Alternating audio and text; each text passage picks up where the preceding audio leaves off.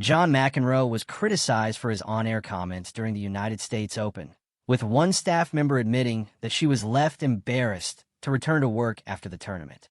Susan Perkins, a staff member at the United States Open who was on the receiving end of the hurtful remarks from John McEnroe, has responded to the American tennis icon. McEnroe, known for his outspoken commentary when behind a microphone, recently faced criticism for his comments during the United States Open men's final between Carlos Alcaraz and John McEnroe. One disgruntled fan took to social media to express frustration, stating, "I wish McEnroe would stop his chatter and musings and allow us to watch the tennis match."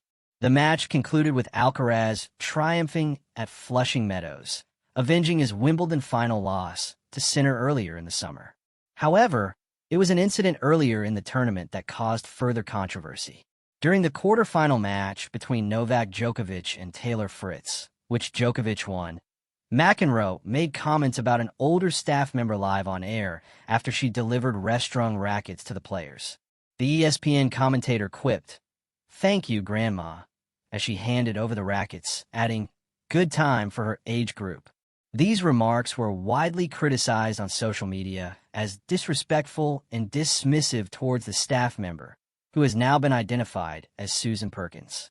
In a candid interview with Sportskeeda, Perkins expressed her disappointment at McEnroe's hurtful remarks. "I would like to tell John McEnroe that his comments such as 'good time for her age group' and 'grandma' felt dismissive and hurtful rather than humorous," Perkins stated. "I was simply doing my job delivering a rest-strung racket to a player. His job is to comment on the players, not on other people working on the court. It is one thing to jest. It is another to stereotype someone based on age. I have worked at the United States Open for years and have spent that time supporting the sport with pride and professionalism. Yet those comments made me feel invisible and mocked." Perkins was so distressed by the incident that she confessed she did not want to step onto the court again, fearing McEnroe might make another derogatory remark. She added, "I have worked as a court attendant for the last 20 years, starting when my own children were ball persons. I enjoy the sport of tennis and give up my 2 weeks of vacation in August to work there.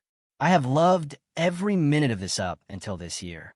After McEnroe's comments, "I did not even want to go out onto the court, afraid that he might say more derogatory things about me. I was constantly looking up into the ESPN booth. In addition, I am a professional woman who works as a therapist during the year. I was embarrassed to return to work after the tournament, worried about what people would say after hearing what was said about me on the court.